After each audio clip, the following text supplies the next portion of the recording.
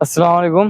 আমি সুলাইমান আহমেদ। তো আপনাদেরকে এর আগে বহুত খামারের ভিডিও দেখাইছি বা গরুর ভিডিও দেখাইছি, ঘাসের ভিডিও দেখাইছি। তো আজকে আপনাদেরকে দেখাবো যে আমরা সবজি চাষ করছি। আসলে খামারের পাশাপাশি কিছু জায়গায় সবজি চাষ করছি। তো কিভাবে এগুলা চাষ করলাম বা কিরকম হয়েছে এগুলা দেখানোর জন্য আপনাদেরকে নিয়ে আসলাম।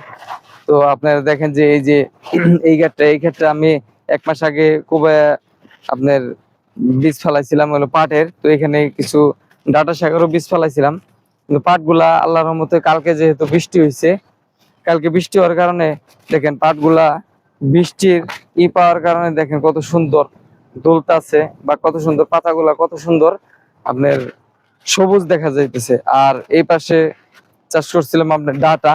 তো ডাটা গুলা বৃষ্টি না পাওয়ার কারণে আপনার এই হয়ে গেছে, লাল লাল হয়ে গেছে।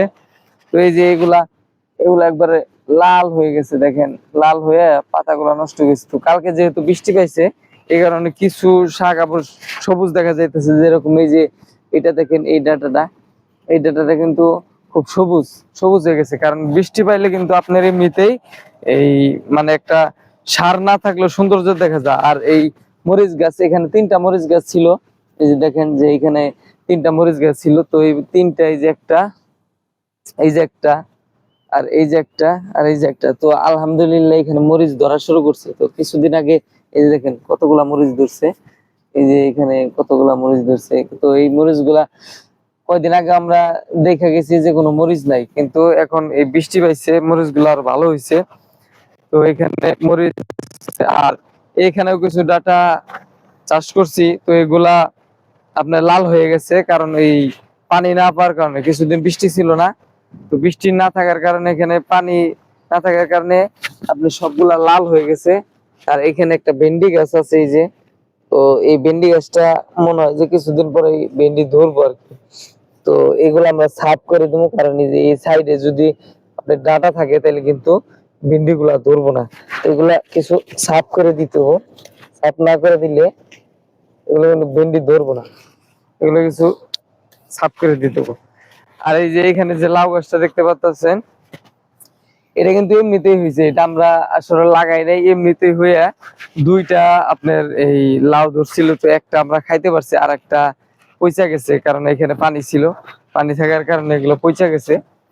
লাউ গাছটা মোটামুটি ভালোই হয়েছে, কিন্তু এখন আর লাউ আসতেছে না, এখন আর কোনো লাউই আসতেছে না।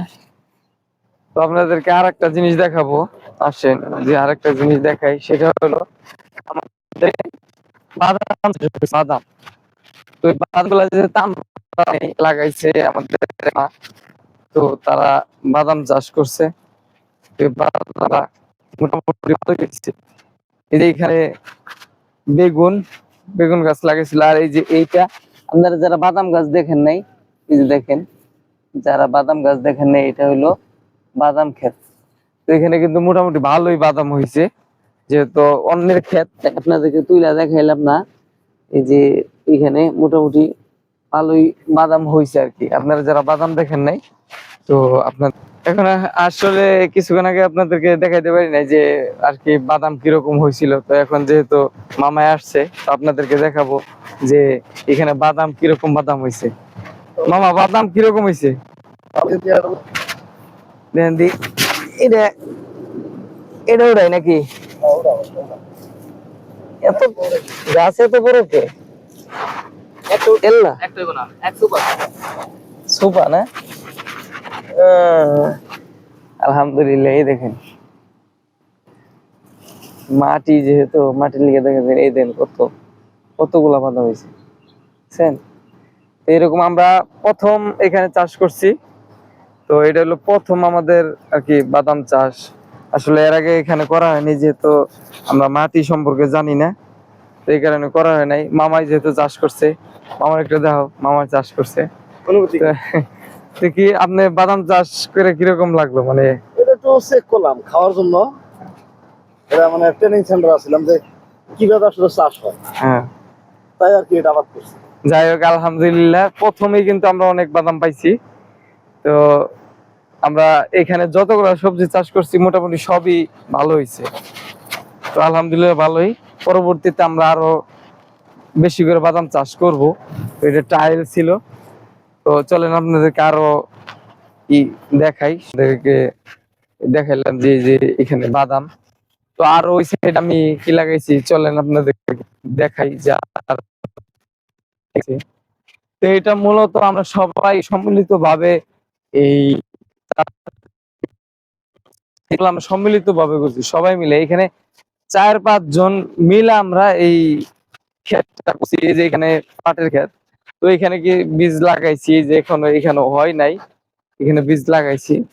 আর এই যে এখানে আপনার এখানে একটা মিষ্টি লাউ গাছ লাগাইছি, যে দেখেন, কিন্তু এটা মিষ্টি লাউ ধরে না, শুধু শুধু শাকই হয়, কিন্তু মিষ্টি লাউ। গোবর এত পরিমাণে গোবর দিছি, কারণ আমাদের খামার যেহেতু, এই কারণে অনেক পরিমাণ গোবর দিছি, কিন্তু কাজ হয় না।